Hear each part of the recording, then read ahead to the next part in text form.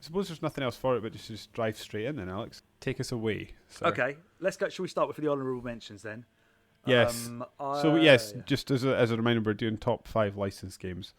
So what again to run through the kind of setup, because I actually don't think I did a good job of explaining that. We've got Alex and I have both made a top 5, and then we've also made a list of honourable mentions. So we're just going to discuss the honourable mentions and then try and put our top 5s into one definitive top 5 for our winner is you.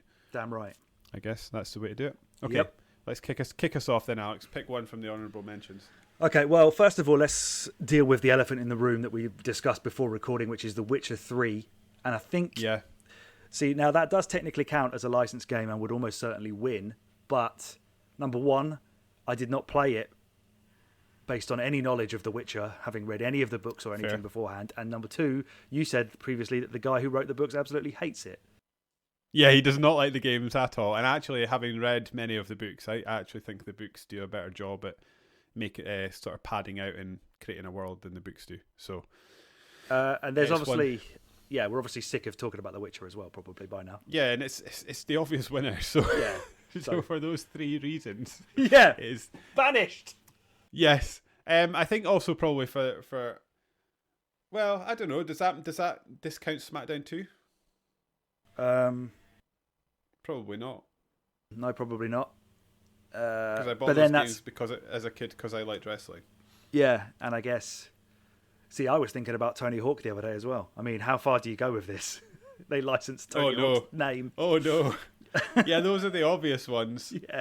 Okay, so the obvious winners are The Witcher 3, SmackDown 2, Tony Hawk, and for that reason, we've just ignored them entirely. Yeah, this is the best list. If you take away the top 5 best licensed games, what are the best licensed games list by Alex and David? Yeah, I mean SmackDown 2 is a classic, but then again, there would probably be too many wrestling games in here if we were including that as a license, which it is. Yeah, but I'd have No Mercy in here probably. WCW, NWO Revenge would be knocking on the door. Oh, yeah, of course. So WrestleMania 2000 for me would be in there as well. Yeah. So no wrestling for some reason. Get out of it. Because we've decided. Get out of here, SmackDown 2. Right, I'll do a proper honourable mention now. The Simpsons Hit and Run very nearly made my top 5 because back in the day, I mean, I still am a huge Simpsons fan. You can cross that off the bingo list of Alex's tattoos getting a mention if you've got our Winner Is You podcast bingo list. The only reason it doesn't hit the top 5 for me is that it probably because it came around at a time when The Simpsons was on a downward trend. It was moving towards zombie Simpsons, as they call it now, where basically it's just shit and Homer's a clown and the writers have all long since left. It is also ridiculously hard. It's the amount of reverence it has for The Simpsons is amazing. They put so much cool stuff in there. You can unlock like the Moo for like Homer's fat suit. You can unlock that stupid bubble car that he made. Like it's got so much Easter egg content for the Simpsons. Is it like a GTA type game? Yeah, exactly. Okay, because I don't know if I've ever played it. Apparently, when he played the demo of it, Matt Groening, the first thing that he did was get Homer to beat the shit out of Marge. And all the developers were really concerned about what Matt Groening's real feelings were for anything. But you can do that. You can go around and beat your wife if you wish. So it's GTA in everything but name.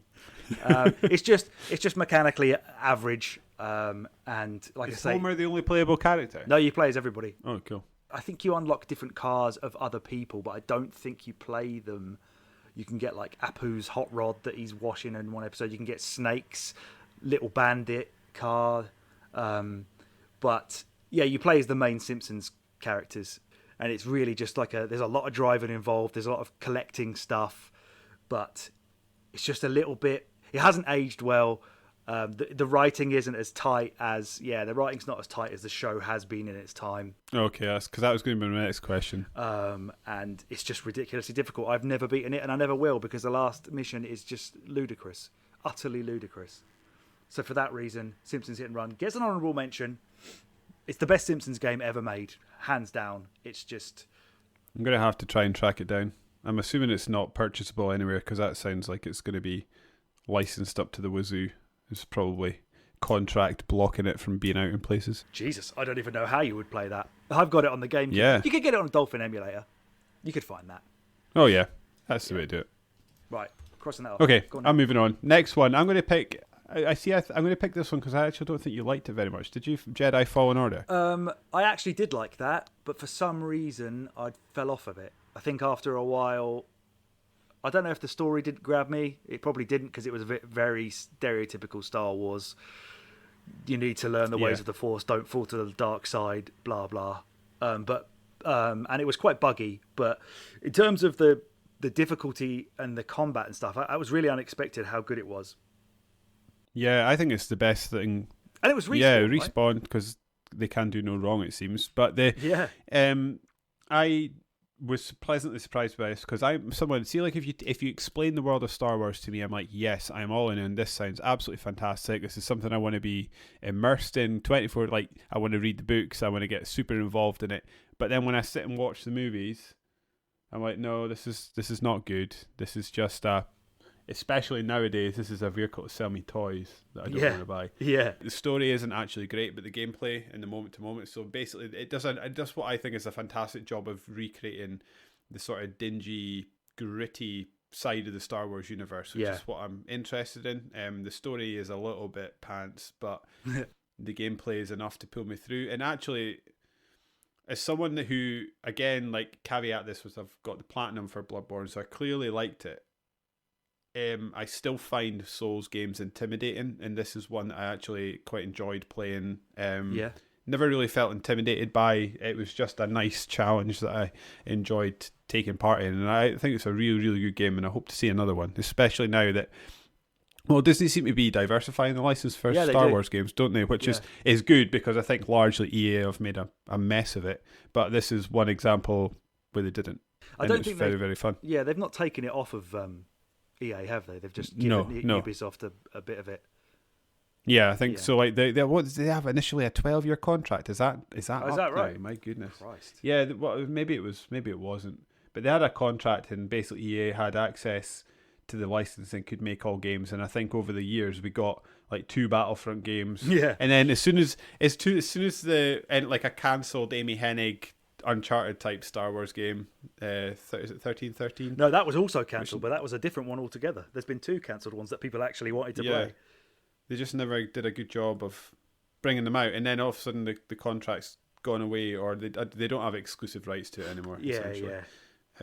But Jedi Fallen Order, hopefully we'll get another one soon. Must be about time for a sequel for that. It's been out a couple of years. I imagine they must have plans to do it for sure.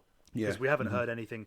Obviously, Apex keeps ticking along from Respawn, but in terms of them making a full-on new game, there's nothing in the line of Titanfall coming along. So I don't know what else they would be doing. Yeah, must be. What's next, Alex? So I've got a couple of beat-em-ups on here, so we'll just quickly grind through those.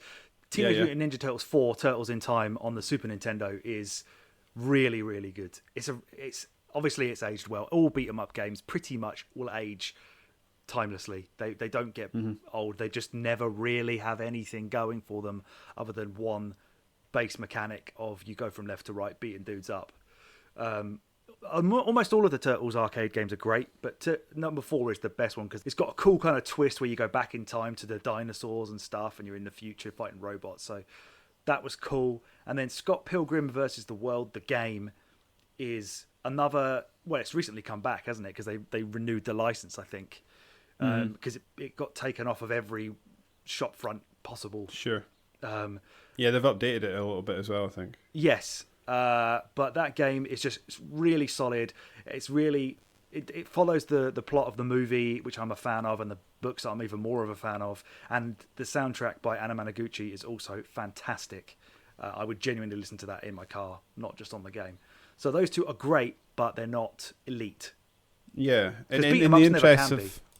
No, I'd agree with that. In the interests of sort of moving along as well, so we can get to the meat of the top 5, I can knock off another 2 off my honourable mentions list. The Lion King, basically, it's a fun game that's just not as good a less good version of another game that we've got in top 5 list. It's just a side-scrolling jump around platformer. It's Bollocks good, hard, but though. Really fucking yes, hard. it's extremely hard. Great soundtrack, great graphics though. Yes. The other one is Rogue Squadron, which speaks for itself. Really, it's a flying Star Wars game that is a lot of fun, and there's really not much more to say than that about it. Yeah, that was one of the first games to use the N64's expansion pack, I do believe. Yes, So yes, it really you're right. pushed that console quite hard because I think it came around towards the end of its life. One Star Wars game we didn't put on this list anywhere, which I don't know why I didn't do, is the pod racing, which is also... Oh, see, I thought of that, but I sort of bounced off it when I was a kid. Yes, that's and I've also just quite realised that 3 of my 5 honourable mentions are Star Wars games, and I actually did not pick that up because the other one I've got is Knights of the Old Republic. But I basically just wanted to give that an honourable mention because it predated it was sort of the roots of what became Mass Effect, which is one of my favourites. Well, the first 3 are one of my favourite game series of all time. So Yeah, I think it deserves a mention for that because you can see sort of the early nascent Mass Effect. you definitely can. Yeah, you've even got like the early stages of the Renegade and Paragon system in there. It's got an amazingly in-depth card game as well. I just wish it was more of an action game than a turn. It's turn-based as far as I can remember. Yeah. And I got to a stage. It's more Dragon Age in terms of gameplay. Yes. It's more Dragon Age 1 than it Yes. is, or Dragon Age Origins, sorry, than it is Mass Effect. Yeah, and I got to a stage of Knights of the Old Republic where I basically saved myself into a dead end, and I've never gone back. Oh no! Because I'm gonna have to start the whole thing again. It came out on mobile. No. I'm pretty sure. Yeah, you're right. It's out on iPad and stuff, which now is maybe the place to go and get it because you can hook a controller up to that bad boy these days. That's a very good point. A very good point. The last honourable mention, which I think is quite possibly the most underrated licensed game ever, is Lord of the Rings: The Two Towers. This game is shit hot. This game is so good. You know what? I even think that this game should probably be my number 5 in the main list. I don't think my number 5 or either of our number 5s. Nah, actually, yours is really good, but my number 5's definitely not going to make it. And this probably should have been in my top 5 anyway, because as you said, it is awesome. I don't know why people hate it so much. It is very generic. It's not pushing any boundaries. It's basically just a 3D beat 'em up, but you've got arrows and magic powers, and it's just. I remember really being surprised by how great this was, considering there's not many levels to it, but it feels a bit like. But there's replayability and progression and leveling up that was just so much fun in co-op. Yeah, I played a lot of this game. This was a good game. Yeah, and they did a really cool thing with this where they sort of segued in from clips of the actual film straight into gameplay. Obviously not seamlessly because it's on like fucking GameCube or whatever, but that was really cool when how they pulled that off. They would play a clip from the film and then it would just sort of transition nicely into actually you playing the game, which is really cool. Yeah. Because a lot of licensed games try and take their own liberties with story and stuff. We're going to see that mainly in our top 5. But this one was really faithful to the film, which is surprising because the film's quite slow until the end, but yeah, there's a lot of fighting going on in this game. Yeah.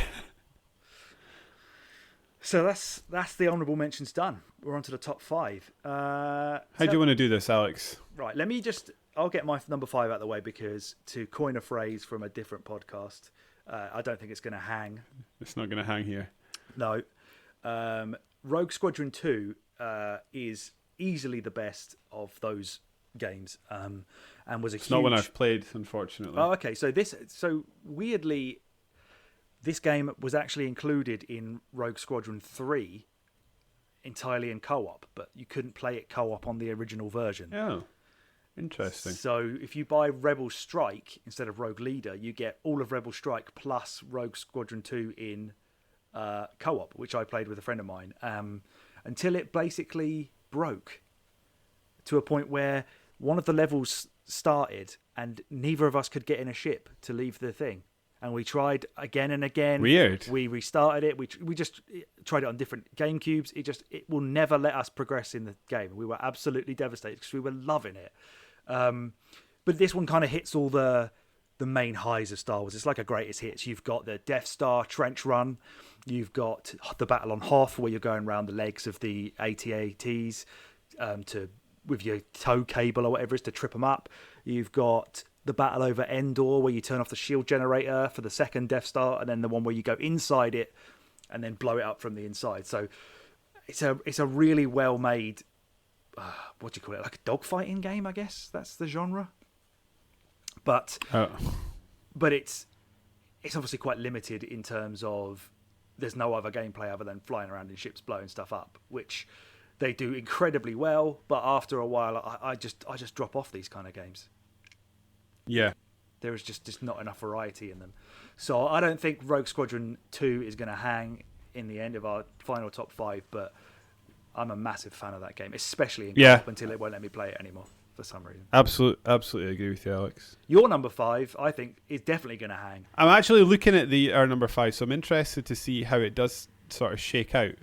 So my number 5 is, it's probably, I don't know, I would actually consider it a modern classic. It's old Spider-Man, which the one in my thinking was the PS4 release. You've played the PS5 one, which I haven't. I finished How does that that compare now. to the 2? Do you think it's better? From a story perspective, absolutely not. It's nowhere near it. It's such a retread. You do get some new moves, and it does look really nice, but it's the same city. And like I said, the story's just pretty weak. How do the puddles reflect, though? That's the big. Oh well, the big much question better. we all No know. one can have a complaint about that anymore. Not now with performance ray tracing mode.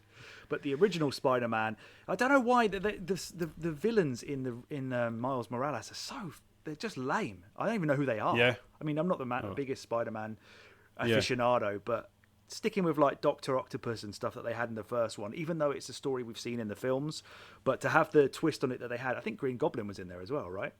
They went a bit buck wild. Like it was like Spider-Man villain. Like let's just get them all in there, sort of in that game. Yeah, that's a tight line you have to walk on, isn't it? To not overdo it, because I'm pretty sure Spider-Man 3, the film, did that, and it really suffered for it as well. But I think ultimately why it's further down the list for me and not higher up, because I think like what they did well was, I remember everyone going on about, and maybe it's overplayed to a certain extent, but talking about how well it felt to swing around in Spider-Man 2, and they absolutely made. I mean, like setting that aside, they made a game that feels fun, responsive, and it's just a joy to play. Yes. And as far as like, I'm not a massive fan of comic book stories, but as far as comic book stories, it was a decent one. It was fun. They did the whole gamut that you'd expect, and got people in, and they made Peter Parker a likable person, and I like that they didn't just do a let's murder Peter Parker's uncle story. Yeah. Oh Christ! Because I think that's been done enough at this point. Never needs to be done again. No. But what they did do, but I guess ultimately why it's not there is I think like the side stuff for me got a little bit long in the tooth, and those time attack missions were a bit bleh. And they ripped those straight out of the Arkham games, didn't they? The challenge missions and stuff. Yeah. As a way to pad it out. But it's been like a fun list and a fun game. This is a cool licensed game. This is fun and it's nice. Like I feel like superhero games are tough to do, and they pulled this one off. What do you think? Yeah, and they pulled it off despite making a massive rod for their own back. Because to go back on a point you made at the beginning, the developers continually mentioned Spider-Man 2 in the marketing and the run-up and developer diaries and everything. They kept pushing on. We want the feel of the swinging in Spider-Man 2, the game everybody loves. We want to nail that. That's our priority to get that right. So they set themselves high expectations, and they massively produced. As far as I'm concerned, it feels, as you say, really great to swing around. It doesn't get boring. And yeah, Peter Parker in Miles Morales, whatever. They've made him into a bit of a douchebag. He's not really in the game very much. He goes on vacation with Mary Jane for some reason. That's why Miles Morales is in charge of looking after the city. But he's the one who sets all these challenges up for Miles, and he has so many like crappy little quips and tries to make jokes and tries to just sound cool in a way that is so dehumanizing of Peter Parker as a character compared to how he was in this version that I was very disappointed. So yes, I'm a big fan of this game as well. Personally, I would happily see this at number 5 overall in the overall list.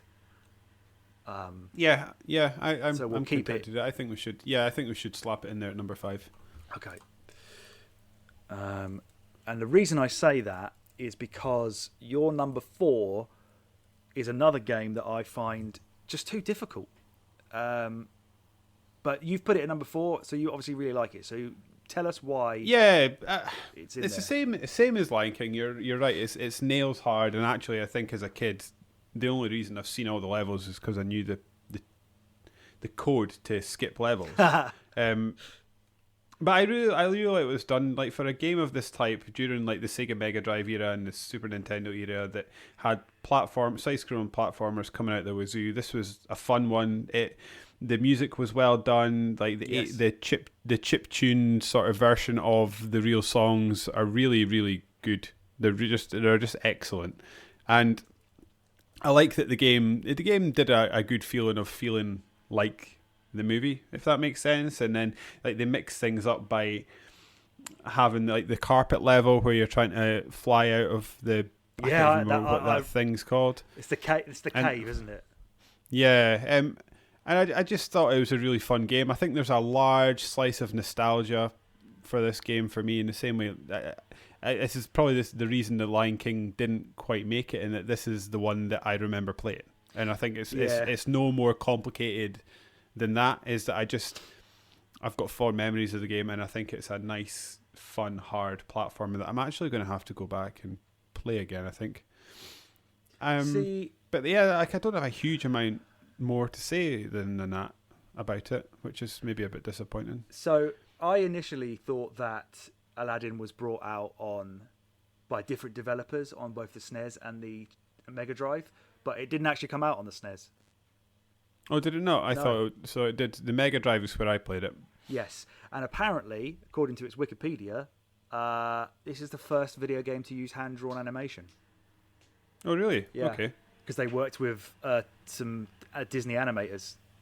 It did look really nice in my memory. It looks absolutely gorgeous. Yeah, so personally, I would eschew Aladdin for my number 4 if I had my way in this top 5. Now, you didn't mention this in yours, but we're talking about Season 1 of Telltale's The Walking Dead, which has one of the best game stories I think I've experienced, certainly in terms of how I felt about the two main characters, Clementine and Lee Everett. Oh, that's right. So yeah, focusing on it's not really anything to do with the comics or the TV show story. It's like a standalone part of the lore, but because of that, I think it is set in the comic book universe. Yes, yeah, but it's because it has what's the Asian guy's name called? Oh yeah, what's his name again? He's in it at the beginning, and then he goes Greg, he leaves. Yeah, which is when he meets up with people in the comic. Yeah. So they did a really Glenn, that's it. His name's Glenn. Glenn, that's it. Yeah, so he, really loose, quick tie and a nod to the actual show. Yeah. But the fact that they didn't have to follow any of those characters and gave themselves license to just make up their entirely new story and new personalities and nailed it as well as they did with Lee and Clementine is really, really impressive. And the end of that game is heartbreaking. Absolutely heartbreaking. Yeah, absolutely. Before we touch on that, sort of marrying up two different ethoses that I quite like about this is I remember reading years ago now interview that who's the guy that wrote The Walking Dead again? I thought I had my Robert Kirkman. Correct. I remember reading an interview with him, and he wanted to create a sort of storyline that could just go on and on and on. Yeah. And he wanted, essentially, in his head, Rick wouldn't always be the central character, and then it would pass on to someone else when he died or moved on, and then it would be able to just keep going and going and going. And then it sort of married that up with. I also remember reading an interview from the author of Metro. Metro, definitely not going to remember that guy's name. Metro 2030. It's like Alexei. No, it's Dmitry Glukovsky. So you have the books nearby. That's handy. I don't. They're downstairs. So he wrote Metro 2033 and the follow-up, which I think is Metro 2034 or something like that. I can't remember. Okay. But what he did is he licenses out his books. So there's people that write Metro books set in Spain, set in the UK, set in America. Kind of like a franchise. Yeah, so basically, if you like, there's like a famous Spanish author or a Spanish author, and you're like, oh, I've got an idea to write about the sort of world-ending event and how life has sort of continued in Spain, you can then go and write a book about that. And he's trying to create this universe within his, but he's sort of no longer the master of it, which I thought was really, really cool. And that is very cool. But to link that back to what we're actually talking about is, I think The Walking Dead is a good vehicle for both of those things, in that the world of The Walking Dead can continue in perpetuity, whether it's Rick, whether it's Lee, whether it's whatever. But also, I think this game, in the way that it was written, showed that good and compelling and engaging narratives can be created from people that aren't necessarily... Robert Kirkman did have a bit to do with this, but I don't think he wrote the story. Is that right? Yeah, that's right.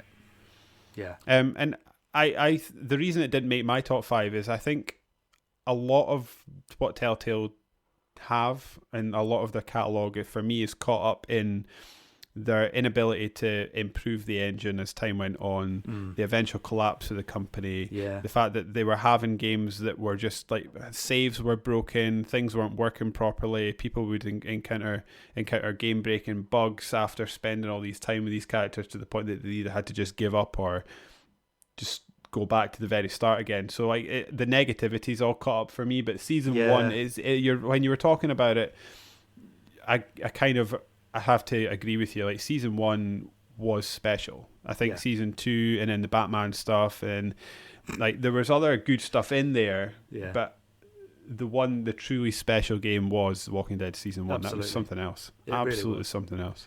And the episodic nature of it worked as well. It did. Yeah, and that was, to me, feels like a lot of aspects of this game that I either hadn't played in a long time, hadn't thought about in a long time, I didn't think could work, or just had never experienced before. So it's effectively like a point and click, which was a series or a genre that was basically dead. And Telltale had been trying to keep it alive for a few years. I think they did a Back to the Future game. The Cave is the one. Oh, we're talking Telltale here, because when you're talking about point and click, the one I thought is interesting because there was a little period around The Walking Dead where like the modern point and click came back, and it went in two directions. It went in the sort of Walking Dead direction, and then it also went in the remember the Cave that came out, was it a Double Fine game? Oh yeah, where you had all these other little characters. Those were the two directions it went in. But no, sorry, I picked you up wrong.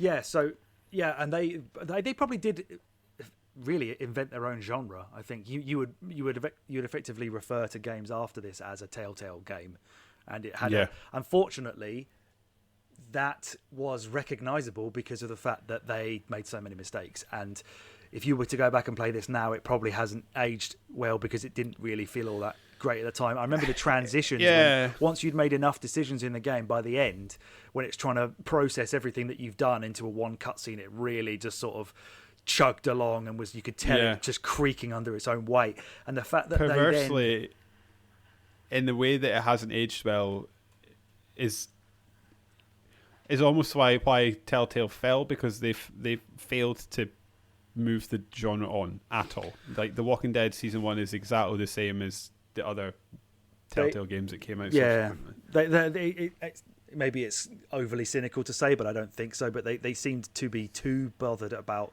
their bottom line rather than actually making anything solid, because the amount of licenses they took on, we all know, is part of the reason that they lost so much money. They had Game of Thrones, they had Borderlands, they had... Did we ever get the Minecraft one?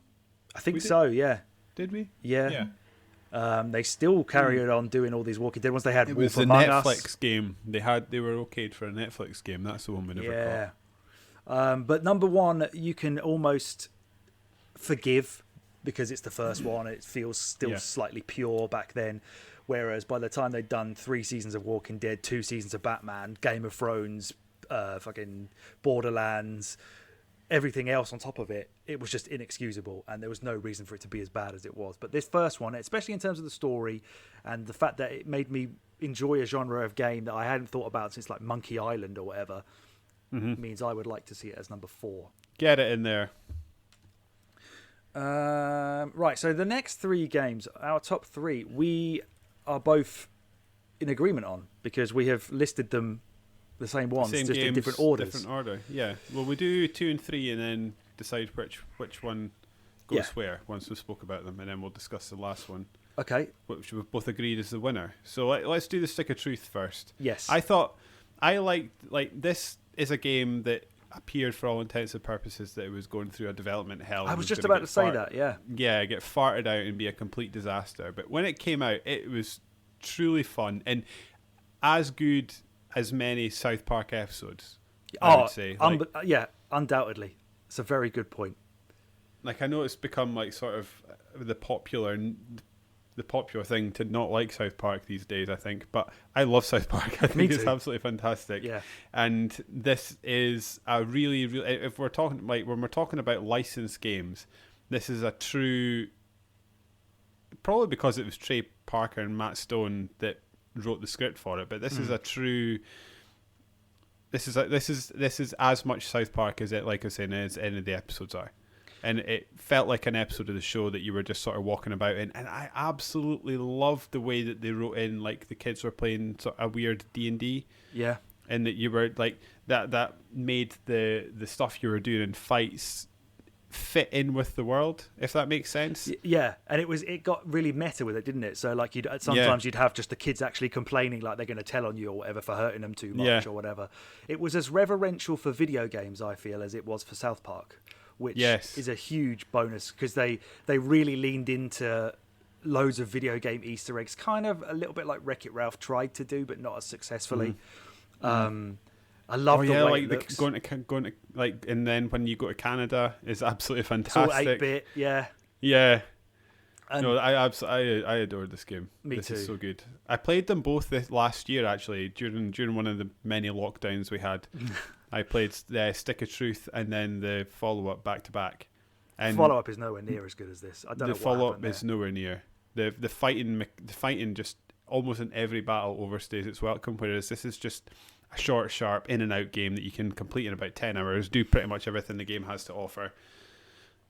And it's just, I just love it. Yeah, the 2 things I would say against this game is that, firstly, it's a bit too easy. I'm almost certain you could heal as a free move before you actually do anything else every fight. So I think there were characters that allowed that. Yeah. And the second of all is that we got like so unnecessarily fucked over in the EU. I have that's pissed me off so much that they censored the game. Yeah.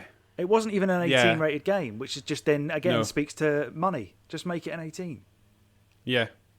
Yeah, absolutely, and that really goes. It annoys me when people think they have the right to dictate to me what kind of media I can and can't consume. Yeah. I'm an adult; I can make my own decisions, and because you work in an office in the European Union, you don't have the right to tell me what I can and can't watch. So get out of my life, basically. And that's why David voted Brexit. Yeah. But see, I mean, they tried to make a joke out of it and all that kind of shit, but I don't know why, but it really rankles me so much more when South Park is the thing that's getting censored. Because it's a bit like when Cyberpunk they take out licensed music so that you don't get copyright claimed when it's meant to be punk. Yeah. But it's just like, it's supposed to be the most outrageous, like, cartoon show ever and all this, and it prides itself on taking shots at everybody and anybody, and then whenever there's a few things like that actually. So again, last year when I was playing these games, I started watching, because I've never actually seen every single South Park episode, so I was like, right, I'm going to do it. And I think I got to like season 14 before I fell off, so I do need to go back at some point. But there's the seasons that I've got Visions of Allah in it. Yeah, that's the big one. That is the big one. Even the show is censored in the UK. Which it's not even on the DVD as far as I'm aware. Yeah, there's entire episodes on. I think I watched it on Amazon Prime. There's entire episodes that just aren't there. Yeah, they just take them out, which is again, stop it. Yeah, stop it. I know that was partly. I think that was partly their decision because they were getting death threats and all this kind of stuff, but. as we said previously, when has a Death Threat ever actually come to fruition? Yeah. It's a shame. But that is why I would put it below our number 2, which is GoldenEye. Right. Yes, what that game I just love this game. This has got, when I was playing, again, a lot of this is wrapped up in nostalgia, but it's our list, so I don't care. But this game coincided with me falling in love with the movie as well, which I was a big fan of in the time, and it doesn't now, but at the time it really felt like it evoked the feeling of the movie, which was again may have been invented in my head, but regardless, I still had that feeling, and it was just so much fun to play. Like rerunning, trying, like even when you played through the game, completed all the levels, going back and doing it on harder difficulties, and then going back to try and do it on specific difficulties and specific time limits so that you could unlock the cheats that you would like. That was fun. That was just so much fun. Going back through, and it was a game that wasn't short but did encourage a lot of replayability, and on a controller that had no business with first person shooters being played on it actually controlled okay. And then the multiplayer stuff, it had me and my friends, we would make up our own multiplayer games. I think I've spoke about this on a previous A Winner's You podcast in years gone by, but we would do things like we would go in the bunker level. One of us would lock ourselves in the prison and then leave the room, and the other person would run around and hide proximity and remote mines around the level, and the person had a gun with a certain amount of ammo, and it was their job to try and escape out to the helipad without getting themselves blown up. That's so cool. And we just had so much fun just making up our own stuff with it. And we'll get to the weapons, but I just love. Why is the RCP-90 not on our gun list? For goodness sakes! And why is this not pushing number 1? Is what I want to think about now. Now that I've got all these glistening memories flooding back, this is what I got with my N64 when I got it for Christmas in 1997. I got this and Diddy Kong Racing. Do you have a favourite level? Facility is the level that I used to just play over and over and over again. Yeah, shooting all the TVs down at the end. Shooting the TVs. Oh, that was bunker, was that not? Oh yeah, hang on. What's facility then? Oh, the one where you shoot the guy level on the toilet. Yeah, in the toilet. Yeah, yeah. Good multiplayer. And when you did it on different difficulties, it changed the whole level. So like facility is the one that sticks in my head. You had to go and speak to Dr. Doak, who I've got no idea who he is, but you've got to go and speak to him. He gives you something. One of the Rare developers. That's who his face is. I was going to say, he's not a Bond character that I'm aware of. No, they just stuck one of their staff in there as a joke. But like that whole area is not in the easier levels, like the easier versions of the game. Like that's a whole part of the mission, and he would be in random spots as well. He was never in the same place twice. So like you'd have to go look. Like remember when you get through to the bit with all the gas, you could completely miss that bit in the easier part of the game. Just not go near it. Sorry, derailed. I'm still really baffled that, as far as I'm concerned, we've never really had a game that is a mix of like a shooter and a spy game or gadget game that kind of fits in the spy part as well as this does. Like, why have no other games ever had the objectives that this game has? Because it did so many of them so well, like with your little watch laser, stuff to do with mines or whatever. Like, it actually had genuinely interesting side bits to do to complete the level correctly that you had to do to complete the level, but also nailed the shooting and had an unbelievably solid multiplayer that lasted years and years and years. It's just even down to like on a console that didn't have great sound and like couldn't do things like voice acting very well. Like even the noise of the gun, the noise of the guns were fantastic in my head. Like that little noise that the silenced PP7 makes when you shoot it. Yeah, it's just so cool. Yeah. It did so many things that I'd never experienced as well, which then is where we get to how personal and subjective this list is going to be, because there obviously were games that existed that did this. But in terms of on a console, considering this was my first 3D console, I'd never used an analog stick before. I'd never played a first-person shooter before, other than maybe Doom at this point. But that was always on my PC. I'd never really played a multiplayer shooter before. So it was just so many new things to experience all at once. I remember on that Christmas day, me and my dad probably spent about half an hour trying to figure out how to hold the controller properly. I remember I have a tendency to be hyperbolic in podcasts, so I'm trying to ratchet it down a wee bit. But I'm trying to think of like when you think of like console first-person shooters and seminal games, this has got to be the predecessor. Is that the right word? This is the one that allowed Halo to be Halo, I think, because it showed that first-person shooters could be done on a console and they could be fun. And then Halo came along and obviously really moved the genre on in a way that has never been moved on since. But GoldenEye it's an important game both in the sphere of the games industry and in my childhood, which is why it has to be on this list. Okay, so shall we say for now that Stick of Truth is definitely number 3? Yeah. And then we'll talk about what we both put as number 1, which should technically then make it a lock-in. But having talked about GoldenEye, I don't know anymore. So the number 1 game is Arkham Asylum. So get the ball rolling. This is the best superhero game I think that has ever been made. That is it. Like Batman is one of the few superheroes that I can kind of get my head around and quite enjoy. But it was dark, gritty, and serious, and it was a modern Metroidvania game in a way that was super fun and super engaging. So like for me, it's just like the holy grail of licensed games in the way that I generally bounce off superheroes. I don't bounce off Batman, but I don't bounce off Batman so much probably because of this game. Another one is I in general haven't really got into Metroidvania games as a whole, but this one again grabbed me and probably opened me up to a genre that I had previously discounted any game that was in it, and it just felt adult at a time that I was looking for more serious experiences, if that makes sense, in my gaming life. Yeah. And it took the style that the movies had taken on and recreated it in a way that felt entirely unique and separated from that. So it didn't feel derivative in any way. It felt like it was. It just captured the mood of what Batman was supposed to be at that point in popular media. I also like that they siphoned the world off in a way to make it, because like I think a lot of people's question would have been, why can't Batman just go back to his cave and get this and do this? Like, why can't they just like go and get them sorted out? But they sort of siphoned it off onto Arkham Island in a way that made the game acceptable and made it okay. And we were actually lucky enough to meet and interview one of the developers of this and Arkham City.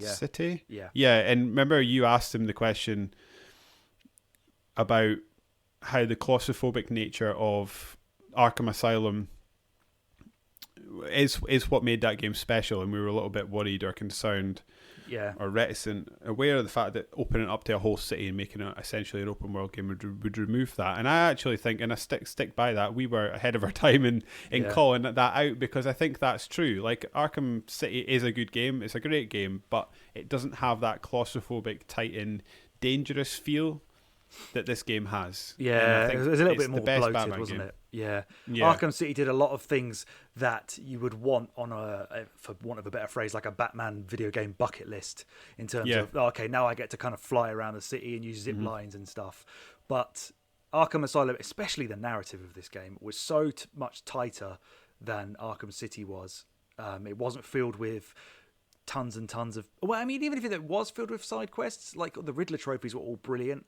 I think that they overdid that by the time the later Arkham games came out, and then other games started to copy it. But as far as padding out a story-based game goes, I think they did this one so well, because there were so many cool Easter eggs in this.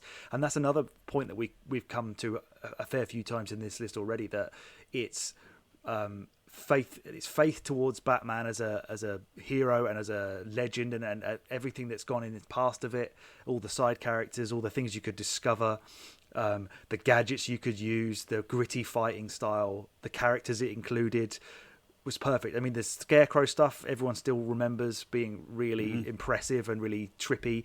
That it even did like a Metal Gear Solid 2 sort of thing, didn't it, where it kind of mugged you off and made it look like your Xbox was going to get the red ring of death. Which I remember genuinely I fell for, because I'd had it happen already, and it was exactly what happens when your Xbox is going to die. So now I've just reconvinced myself that this is number one. I think. Yeah, I think so. I think like GoldenEye was a great game for our childhood, and has a lot of good memories, and is an important game for the video game industry. But if you're asking me which one do I want to go and play now, I'll be playing Arkham Asylum before GoldenEye any day of the week. With that, yes. We have our winner. I nearly wrote we have our winner in the number one slot. So the number one licensed game of all time is Batman Arkham Asylum. And then we have number 2 is GoldenEye. Number 3, South Park Stick of Truth. Number 4 is The Walking Dead Season 1. And number 5 is Marvel's Spider-Man. It is decided. Lock it in. It is decided. It's official. No, we'll have no arguments, except unless you want to argue. Yeah, right. Will we move on now?